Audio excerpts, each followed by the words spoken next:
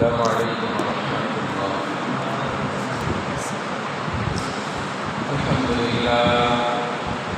الحمد لله نحمده ونستعينه ونستغفره ونؤمن به ونتوكل عليه ونعوذ بالله من شرور أنفسنا ومن سيئات أعمالنا.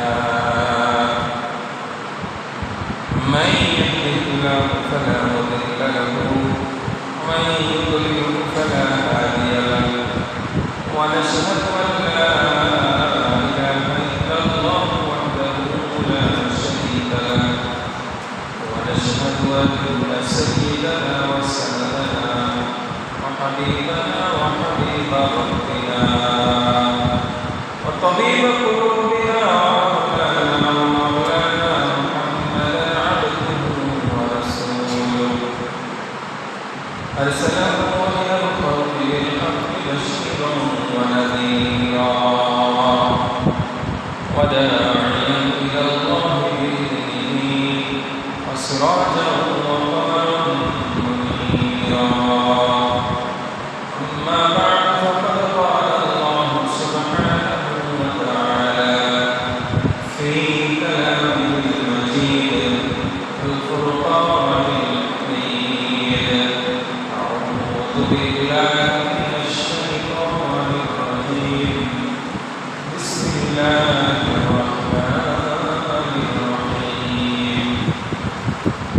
وله ظاهر الإثم وباطنه.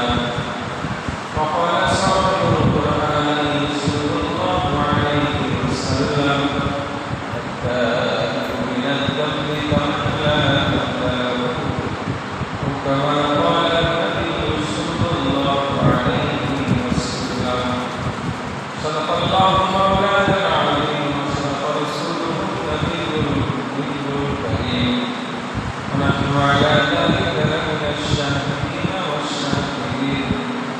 الحمد لله رب العالمين.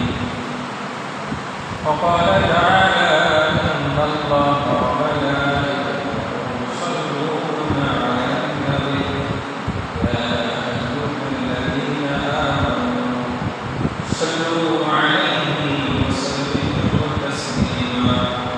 اللهم صل على محمد وعلى آل محمد كما صليت على إبراهيم وعلى آل إبراهيم إنك حميد مجيد.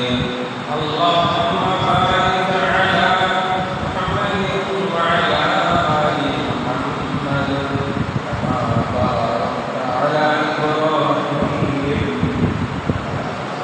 وعلى آل إبراهيم إنك حميد مجيد. بلغ العلا في كماله كشف الهدى في جماله حسنت جميع خصاله. صلوا عليه وآله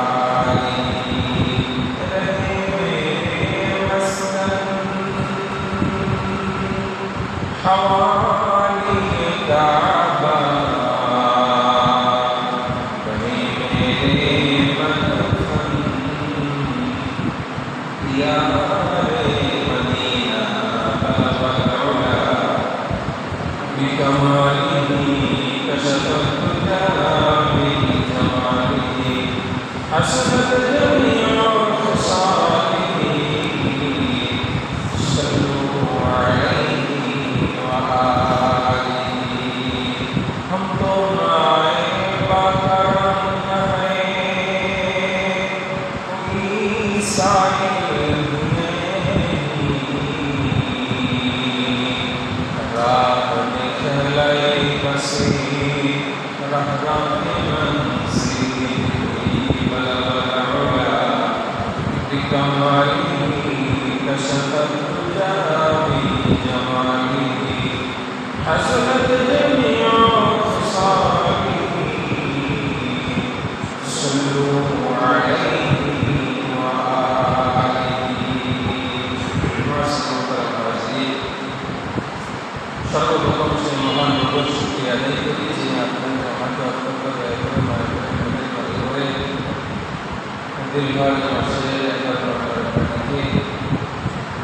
জুমার নামাজ আদায় করার লক্ষ্যে আমাদের মসজিদে এসে এই কিছু কথা বলার শোনার সুযোগ করে দিলেন সেই মহান মহব্বতী অন্তরান্তস্থল থেকে এখানে শুকর জবান খুলে ভক্তি সহকারে সংসারের সমুদ্র কণ্ঠে আলহামদুলিল্লাহ। গত দুই জমা যাবৎ আলোচনা চলতেছিল কুরবানি সংক্রান্ত মাসআলা মাসাইল সম্পর্কে। গতকাল ঈদের নামাজের মধ্যে কুরবানি সংক্রান্ত কিছু গুরুত্বপূর্ণ কথা আলোচনা করা হয়েছে। আলহামদুলিল্লাহ সুবহান আলহামদুলিল্লাহ, যারা আমরা আলোচনা শুনে নিয়েছি তারা অনেক ভালো। যারা মানতে পারে নাই কোনো কারণে ধীরে ধীরে এরাদা করা চাই আল্লাহ তাআলা যদি আবারও আগামী বছর পর্যন্ত হায়াতের রশিটা দীর্ঘায়িত করেন তাহলে আগামী বছর ভালোভাবে চলবে ইনশাআল্লাহ। যাই হোক, কুরবানির ভিতরে আমাদের অনেক ভুল ত্রুটি হয়ে গেছে, এটাই সত্য। মানুষ মাত্রায় ভুল করবে, এটাই স্বাভাবিক। এটা আছে আউয়ালুন নাসি, প্রথম মানুষ প্রথম ভুলে গেছেন, ভুল করেছেন। হ্যাঁ, ভুলে যাওয়া এটা মানুষ হিসেবে একটা মানবীয় গুণ।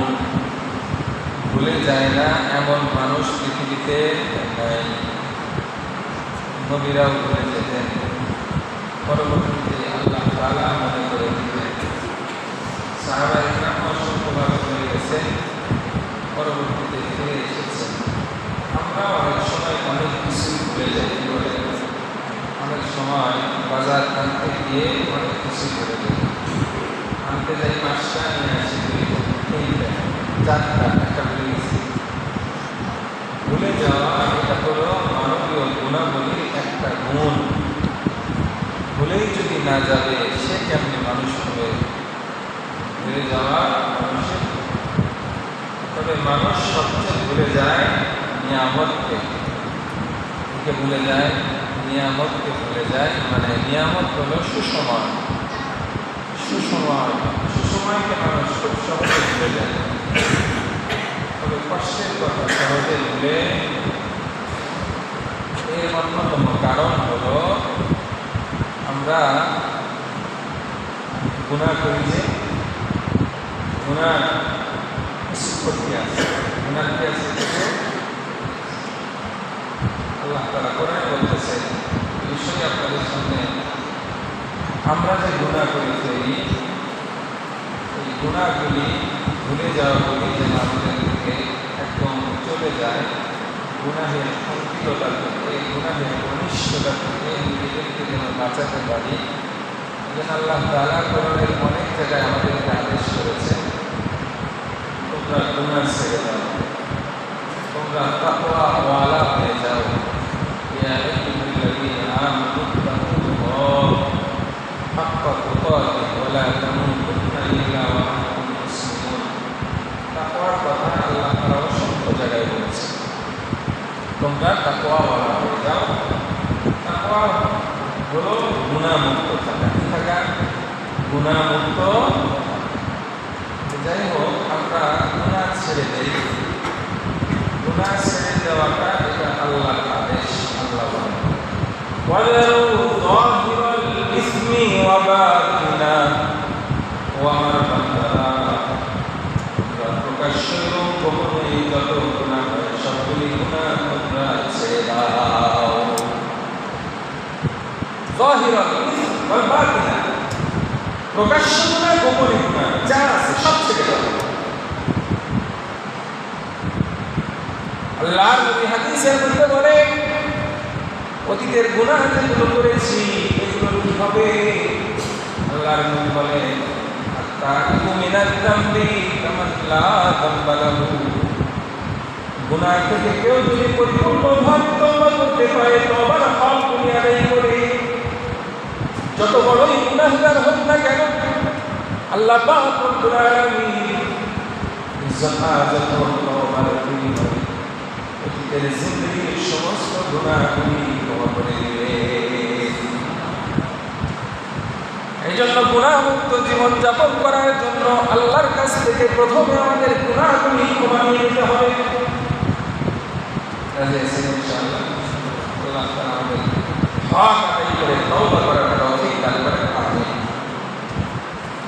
আজকে আপনাদের সামনে গুনাহের ক্ষতি সমূহ কিছু আলোচনা করব। গুনাহের অনেক ক্ষতি, গুনাহের কারণে অনেক ক্ষতি, তার ভিতরে কিছু ক্ষতি নিয়ে আপনাদের সামনে আলোচনা হবে ইনশাআল্লাহ। বিশ্বনবী মুহাম্মদুর রাসূলুল্লাহ সাল্লাল্লাহু আলাইহি ওয়াসাল্লাম ওনার যত সাহাবী ছিলেন তার ভিতরে একজন সাহাবী ছিলেন কম বয়সী, কম বয়সী ছোট মানুষ, বয়স কম কিন্তু আল্লাহর নবীর দোয়া স্পেশাল ভাবে পাইছে। সুবহানাল্লাহ। বয়স কম হলেও অনেক ক্ষেত্রে অন্যান্য সাহাবী যারা বয়স্ক আছে তাদেরকেও পিছনে ফেলে চলে গেছে। আছে না, ওস্তাদকে ছাড়িয়ে যায় ছাত্র, বয়স কম ছোট ভাই বড় ভাইকে ছাড়িয়ে যায়, অভিজ্ঞতা শিক্ষাগত যোগ্যতা ছাড়িয়ে যায় না যায়। তার নাম হলো হযরত আব্দুল্লাহ ইবনে আব্বাস রাদিয়াল্লাহু তাআলা আনহুমা। নাম কি? আব্দুল্লাহ ইবনে আব্বাস রাদিয়াল্লাহু তাআলা। আল্লাহ নবী একদিন ইবনে আব্বাস রাদিয়াল্লাহু তাআলা আনহুমাকে ডাকলেন, ডাকিয়ে বুকে জড়িয়ে নিলেন। আল্লাহ নবী ডাক দিলেন, বুকে জড়িয়ে নিলেন, নিয়ে দোয়া করে দিলেন, আল্লাহুম্মা আল্লিমহুল কিতাব ওয়া ফাক্কিহহু ফিদ্দীন। ইয়া আল্লাহ, আমার ছোট চাচা ভাই ইবনে আব্বাসকে আপনি কোরআনের ইলম দিয়ে ভরপুর করে দেন এবং ফিকহের ইলম দিয়ে তাকে ভরপুর করে দেন। এই জন্য আল্লাহ নবী এই দোয়া করার কারণে দুনিয়ার মধ্যে যত মুফাসসিরিন বর্তমান আছে এগুলোতে ছিলেন, কিয়ামত পর্যন্ত আসবেন সমস্ত মুফাসসিরিনের রইস বলা হয়, রইসুল মুফাসসিরিন। সমস্ত মুফাসসিরদের সরদার হলেন হযরত ইবনে আব্বাস রাদিয়াল্লাহু তাআলা আনহুমা। কোরআনের গভীর জ্ঞান তিনি রাখতেন, অনেক বড় ব্যক্তিত্ব ছিলেন, আলেম ছিলেন। ইবনে আব্বাস রাদিয়াল্লাহু তাআলা আনহুমাকে একজন জিজ্ঞাসা করলেন, সুফিয়ান ইবনে আব্বাস রাদিয়াল্লাহু তাআলা আনহুমা রাজুলুন কলিলুল আমাল ওয়া কলিলুল যুনুব, রাজুলুন কাসীরুল আমাল ওয়া কাসীরুল যুনুব আ'জাবু ইলাইকা। আল্লাহ নবীর সাহাবী ইবনে আব্বাস রাদিয়াল্লাহু তাআলা আনহুমাকে জিজ্ঞাসা করা হলো, হুজুর আপনার কাছে দুইজন ব্যক্তি সম্পর্কে জানতে চাই। একজন মানুষ আমল কম করে, আমলের পাল্লা তেমন নাই, তবে সে গুনাহ না করে না, হালকা দিয়ে করে। আর একজন মানুষ নেকামল এমন একটা আছে যেটা সে ছেড়ে দিয়েছে, সব নেকামল করে, এলাকার ভিতরে তাকে সবচেয়ে ইবাদত গুজার মনে করা হয়, ফরজ তো পড়ে, সুন্নত পড়ে, নওয়াফিল ছাড়ে না, যাকাত তো আদায় করে বলে নফল দান সদকা একটাও ছেড়ে দেয় না, অসহায় মানুষের পাশে দাঁড়ায়, সব ভালো কাজ করে, তবে সাথে সাথে বলে গুনাহের কাজ যা আছে একটাও ছাড়ে না, সামনে আসলে কোথাও করে ফেলে। আজাবুল্লাহ, আপনার কাছে কোনটা ভালো? আল্লাহ নবীর সাহাবী অনেক বড় আলেম ইবনে আব্বাস রাদিয়াল্লাহু তাআলা আনহু বলেন, আ'আদুস সালামা। দ্বিতীয় নম্বর যে ব্যক্তির আমল অনেক বেশি, গুনাহের পাল্লাও অনেক ভারী, এটা আমি নিরাপদ মনে করি না, বরং প্রথম জন দ্বিতীয় জনের চাইতে অনেক ভালো।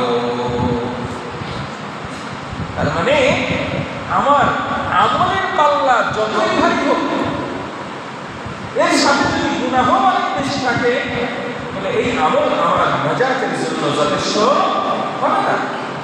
আমাকে আপনাকে কি করতে হবে? ওই আল্লাহর আদেশ মানতে হবে। হে বান্দা, তোমার প্রকাশ্য এবং গোপনীয় গুনাহ সব ছেড়ে দাও। বলে গুনাহের ক্ষতি কি আছে? বলে গুনাহের অনেক ক্ষতি। বান্দা যখন গুনাহের কাজ করে তখন বান্দার ভিতরে নাশুকরি বাড়ে, তার ভিতরে শুকরিয়া থাকে না। বান্দা যখন গুনাহ করে আল্লাহ তাআলা তার থেকে শুকরিয়া নামক কৃতজ্ঞতার যে একটা গুণ, এই কৃতজ্ঞতার গুণটা তার থেকে ছিনিয়ে নেওয়া হয়। আপনি খেয়াল করে দেখবেন, যারা গুনাহ করে তারা কৃতজ্ঞ হয় না। কৃতজ্ঞতা প্রকাশ ফার্স্ট টাইম হবে মানুষের সাথে কৃতজ্ঞতাপূর্ণ সম্পর্ক রাখা। কৃতজ্ঞতা আসলে সে কৃতজ্ঞতাশীল কিনা এটা যাচাই করার জন্য দেখতে হবে মানুষের প্রতি সে কৃতজ্ঞ কিনা। আল্লাহর নবী বলেন, মান লাম ইয়াশকুরিন নাস লাম ইয়াশকুরিল্লাহ। এই যারা মানুষের শুকরিয়া আদায় করে না, তারা কিন্তু আল্লাহর শুকরগুজার বান্দা হতে পারে না। আপনার মা বাবা আপনাকে দুনিয়ার বুকে জন্ম দিয়ে আপনার প্রতি সবচাইতে বড় নিয়ামত দান করেছে। মা বাবা যদি তাদের বিশেষ মুহূর্তের মাধ্যমে আমাকে আপনাকে জন্ম না দিতেন, দুনিয়ার মুখ আমি আর আপনি দেখতে পারতাম না। তাহলে মা বাবা আমার আপনার উপর সবচাইতে বড় মুসিব। মা বাবার প্রতি আপনাকে আসলেই ওই পর্যায়ের শুকরগুজার আছি না? মা বাবার প্রতি শুকরগুজার মানুষ হতে পাওয়া কঠিন। মা বাবার প্রতি কৃতজ্ঞতাশীল হতে হবে। মা বাবা দুনিয়াতে জীবিত থাকলেও যেভাবে কৃতজ্ঞতাশীল হতে হবে, মা বাবা কবরে চলে যাওয়ার পরেও মা বাবার প্রতি কৃতজ্ঞশীল হতে হবে। মা বাবার প্রতি যেই সন্তানটা উদাসীন, মা বাবার প্রতি গুরুত্ব রাখে না, এই সন্তান যত বড় যাই হোক না কেন সে কৃতজ্ঞশীল বান্দা হতে পারবে না। আর একটা ইনসান করে থাকে উস্তাদ। উস্তাদ কাকে বলে?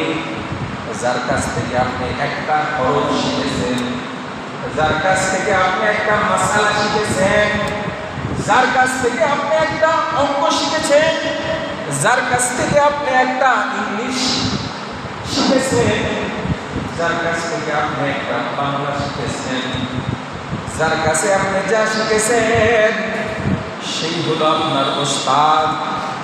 এই উস্তাদ হওয়ার জন্য প্রতিষ্ঠানে ভর্তি হওয়া লাগে না। এই উস্তাদের সম্মান করতে চাই। বর্তমান জামানায় ওলামায়ে কেরাম উম্মতের উস্তাদ। কি বলেন? আমরা যে বয়ান করি, বয়ানের মাধ্যমে অনেক মাসালা আপনারা শিখে ফেলেন না। এটা তাআল্লুমের সম্পর্ক। বিশ্বনবী এই আমানতটা উম্মতে ওলামায়ে কেরামকে দান করে গেছে। এই আজকের জুমার দিন বাংলাদেশে লক্ষ লক্ষ মসজিদের খতিব সাহেবরা মুসলিমদের সামনে বয়ান করতেছেন। এটা একটা তালিমের পদ্ধতি। ওয়াজ মাহফিলগুলোতে বক্তারা দ্বীনি বিষয় মানুষদেরকে আহ্বান করতেছে, এটা একটা তালিমের পদ্ধতি। আর একটা পদ্ধতি হলো সরাসরি স্কুলে, কলেজে, মাদ্রাসায়, কিন্ডারগার্টেনে, যে কোনো প্রতিষ্ঠানে, শিক্ষা প্রতিষ্ঠানে ভর্তি হয়ে এখানে একটা শিক্ষা পদ্ধতি। বলে আপনার উস্তাদ যেই লেভেলেরই হোক না কেন, বয়ানে একটা মাসালা শিখেছিলেন, সেও আপনার উস্তাদ। জুমার বয়ানে মাসালা শিখছেন, সেও আপনার উস্তাদ। রাস্তা দিয়ে চলতে গিয়ে মুরব্বির কাছ থেকে একটা মাসালা শিখেছেন, সেও আপনার উস্তাদ। এই উস্তাদদের সম্মান করা চাই। উস্তাদের সম্মান কেমনে করতে হয় বিশ্বনবীর সাহাবীরা দেখাইছেন। ইবনে মাসউদ রাদিয়াল্লাহু তাআলা আনহুমা তার উস্তাদ বিশ্বনবী সাল্লাল্লাহু আলাইহি ওয়াসাল্লামের সম্মান দেখাইছে। বিশ্বনবী সাল্লাল্লাহু আলাইহি ওয়াসাল্লাম একদিন জুমার আলোচনা করতেছিলেন।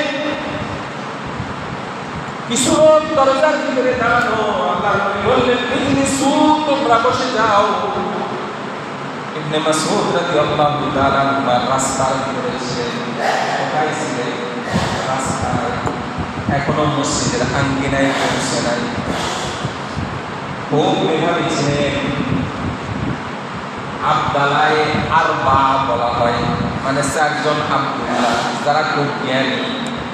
তার ভিতরে একটা হলো আব্দুল্লাহ ইবনে আব্বাস, আব্দুল্লাহ ইবনে ওমর, আব্দুল্লাহ ইবনে মাসউদ, আব্দুল্লাহ ইবনে জুবাইর। এই চারটাকে বলা হয় আবাদালায়ে আরবা, মানে চারজন আব্দুল্লাহ বিশ্বনবীর যুগে ছিলেন, যারা খুব বড় আলেম ছিলেন, বড় বুজুর্গ ছিলেন। তার ভিতরে একজন আব্দুল্লাহ ইবনে মাসউদ রাদিয়াল্লাহু তাআলা ওনার কানে পৌঁছেছে, ইজলিসু, তোমরা বসে যাও। ইবনে মাসউদ রাদিয়াল্লাহু তাআলা রাস্তায় বসে গেছেন। আল্লাহু আকবার। পরবর্তীতে জিজ্ঞাসা করলেন আল্লাহর নবী, হে ইবনে মাসউদ, তুমি কেন রাস্তায় বসে? আমি তো তোমাকে লক্ষ্য করে বলি নাই। তিনি বলতেছেন, আমার কানে বিশ্বনবীর আওয়াজ আসবে, বসো। আমি ইবনে মাসউদের হিম্মত আমি না, আমি তারপরেও চলতে থাকবে, করতে পারবো। সাহাবায়ে কেরাম তাদের উস্তাদের দিকেও সম্মান দিয়েছে। আমাদের ইমাম নাম কি বলেন? আবু হানিফা। নিজেদের ইমামের নাম জানি না। আমাদের ইমাম নাম কি বলেন? ইমামে আজম আবু হানিফা রাহমাতুল্লাহি আলাইহি।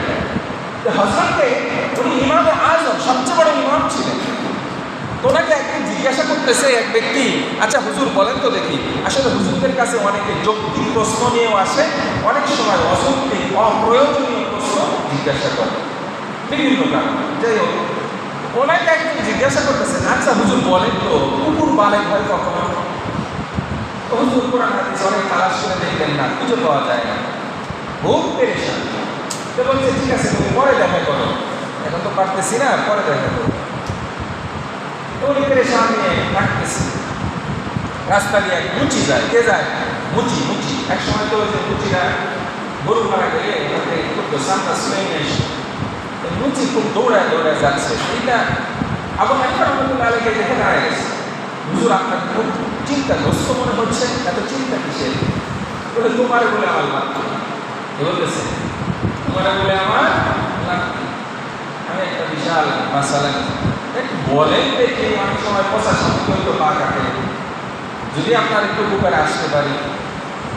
আল্লাহু আকবার। তখন বলতেছে, আমার একজন প্রশ্ন করছে কুকুর বালেক হয় কবে? আমি তো আসলে জানি না। এই কথা, এটা একদম সিম্পল বিষয়। বলে, যখন থেকে কুকুর পা উঠিয়ে পেশাব করে তখন থেকে কুকুর বালেক হয়। কি বলতেছে? ওই মুচি শিখাই দিই। হযরত ইমাম আবু হানিফা রাহমাতুল্লাহি আলাইহি এখানে একটা মাসআলা হল হয়ে গেল। উনি ওনার প্রশ্নকারীকে উত্তর দিলেন। ইমাম আযম আবু হানিফা রাহমাতুল্লাহি আলাইহি ওনার মজলিসের ভিতরে ৮০,০০০ ছাত্র থাকতো। এই ছাত্রগুলিকে উনি তালিম দিতেন, শিক্ষা দিতেন। এই ছাত্রদেরকে পড়াইতেছেন। কিছুক্ষণ পর পর দাঁড়ায় আবার বসে, কিছুক্ষণ পর পর দাঁড়ায় আবার বসে। উনি বললেন, ছাত্ররা জিজ্ঞাসা করলেন, হুজুর বুঝতেছি না, এরকম করেন কেন? কোনোদিন তো এমন হয় না। বলে, আমার ওস্তাদ যখন ওই দিক দিয়ে যায়, ওস্তাদের দিকে নজর করার সাথে সাথে আমি দাঁড়িয়ে যাই। আবার যখন ওস্তাদ আমার চোখের আড়ালে চলে যায় তখন আবার বসি। বলে, কেমনে ওস্তাদ? বলে, তার কাছে এই মাসালা আমি শিখেছি। তার মানে আপনার ওস্তাদ যদি হিন্দু, বৌদ্ধ, খ্রিস্টান যে ধর্মেরই হোক না কেন, যার কাছে আপনি একটা মাসালা শিখেছেন সে আপনার ওস্তাদ, তাকে সম্মান করেছেন। বর্তমান সময়ে সম্মান চলে গেছে। শিক্ষকদের অপমান করতেছে বাচ্চারা, শিক্ষকদেরকে লাঞ্ছিত করতেছে। এর অন্যতম কারণ সমাজ গুনায় ছেয়ে গেছে। বলে, আপনার ওস্তাদ আপনার উপর ইহসান করেছেন। কি ইহসান? আপনি একটা মাসালা জানেন না, যে মাসালাটা শেখার পর থেকে নিয়ে মৃত্যু পর্যন্ত আপনি আর এই ভুলে থাকবেন না। আপনি একটা ভুলের উপর আছেন, আপনাকে একজন শিখিয়ে দিল, মৃত্যু পর্যন্ত আপনি এটাকে আপনার জীবনে কাজে লাগাতে পারবেন। এই ইনসান যে করলো বলে এই ইনসানকারীকে কখনো ভুলতে নাই। এটা হলো নিয়ামতের না শুকরি। নিয়ামতের না শুকরি আরো অনেক আছে। আল্লাহ আপনাকে ভালো একটা চাকরির ব্যবস্থা করেছেন, কিন্তু ওরকম বাড়ি বানানোর সুযোগ দেন নাই, অনেক ভালোভাবে চলার মতো আপনার সুযোগ নাই, মানে মোটামুটি ডাল ভাত খেয়ে জীবন চলে। আপনার আফসোস, আরে আমার ছোট ভাই তো আমার চাইতে কত বড় হয়ে গেল। যার যার পজিশনে আমরা নিজেদের উপর নিজেরা সন্তুষ্ট নই। আলহামদুলিল্লাহ, যদি কেউ সন্তুষ্ট আমরা হয়ে যাই তাহলে তো ভাবি না ভালো। তবে নিজের হালাতের উপর যদি সন্তুষ্ট না হয়, এটাও একটা নাশুকরির কারণ। বলে এই নাশুকরি আসার অন্যতম কারণ, মানুষ যখন গুনাহ করে আল্লাহ তাআলা তখন তার ভিতর থেকে শুকরিয়া নামক গুণটা তার থেকে ছিনিয়ে নেয়। রেজা বিল কজা, আল্লাহ তাআলার ফয়সালার উপর নিজে রাজি খুশি থাকা, এটা যদি কখনো আপনার থেকে সরে যায় তাহলে বুঝবেন আপনার গুনার মাত্রাটা অনেক বেড়ে গেছে। যার কারণে আপনি নিজের উপর এখন নিজে সন্তুষ্ট নন, বরং আপনার চাইতে অন্যকে অনেক সুখী মনে হয়, অন্যের প্রতি হিংসা চলে আসে। ও একটা সাধারণ ফ্যামিলির সন্তান, ও এত টাকার মালিক কেমনে হলো রে, আমি এত বড় স্ট্যাটাসওয়ালা, আমি ওর চাইতে ছোট হয়ে গেলাম। বুঝলেন নাই? আমার পাশে চাকরি করে একসাথে, ও ধীরে ধীরে কি করে আগে আগে ধীরে ধীরে ওর পজিশন উপরে চলে যাচ্ছে। আমি যে ওয়ার্কার সেই ওয়ার্কারই রইলাম, ও সুপারভাইজার, আবার দেখা যায় ফ্লোর ইনচার্জ হয়ে গেল, আমি কিছু হতে পারবো। হিংসা। একসাথে দোকান, আমার দোকানে বেচা কেনা নাই, ওর দোকানে এত বেচা কেনা, হিংসা।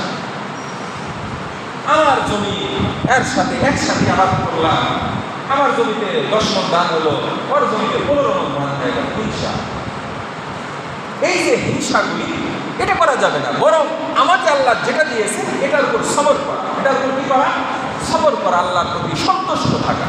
বলে এটা যদি না আসে বুঝতে হবে আমার গুনার মাত্রাটা বেড়ে গেছে। গুনাহের 2 নাম্বার খবরাবি হলো, গুনাহ করার কারণে আল্লাহ তাআলা বান্দার দিলের ভিতরে অন্ধকার তৈরি করে দেন। মানুষের দিলটা অন্ধকার হয়ে যায়। বলে অন্ধকার হলে কি খারাপই আসে? বলে অন্ধকার হয়ে গেলে তখন আর নেকামল ভালো লাগে না, কোরআন তেলাওয়াত ভালো লাগে না, জিকির ভালো লাগে না, মা বাবার সাথে ভালো আচরণ ভালো লাগে না, সন্তানকে সুশিক্ষা দিতে ভালো লাগে না, মোট কথা ভালো কাজ যা আছে কোনোটাই ভালো লাগে না। আর গুনাহের কাজের মজা একটাও নিজের কাছে খারাপ লাগে না। গুনাহ যত আছে সব খুব মজা লাগে। এটা হলো আপনার আমার অন্তরটা কি হয়ে গেছে? কালো হয়ে গেছে। অন্তর যদি কালো হয়ে যায়, বলে অন্তর পরিষ্কার করতে হবে। অন্তর কি করতে হবে? পরিষ্কার করতে হবে। আল্লাহ নবী অন্তর পরিষ্কারের মাধ্যমে দেখেছেন। সুবহানাল্লাহ। আল্লাহ নবী বলেন, ইদা আযনাবাল আবদু নুকিতাত ফি কলবিহি নুকতাতুন সাওদা। বান্দা যখন কোনো একটা গুনার কাজ করে ফেলে, সাথে সাথে তার দিলের ভিতরে একটা কালো দাগ লাগিয়ে দেওয়া হয়। বলে এই কালো দাগ লাগার সাথে সাথে ওই ব্যক্তিটা এরকম সমস্যার সম্মুখীন হয়ে যায়। যেরকম জন্ডিসের রোগী, তার কাছে যেই খাবারটাই দিলে সবগুলি কেমন যেন দুর্গন্ধ আসে, ভালো লাগে না, বমি বমি আসে। জ্বর এসেছে, কঠিন জ্বর, বলে এই জ্বর আলা মানুষের মুখে যদি মিষ্টি দেন তাও বলে কেমন জানি দিতে দিতে লাগে, রুচি নষ্ট হয়ে যায়।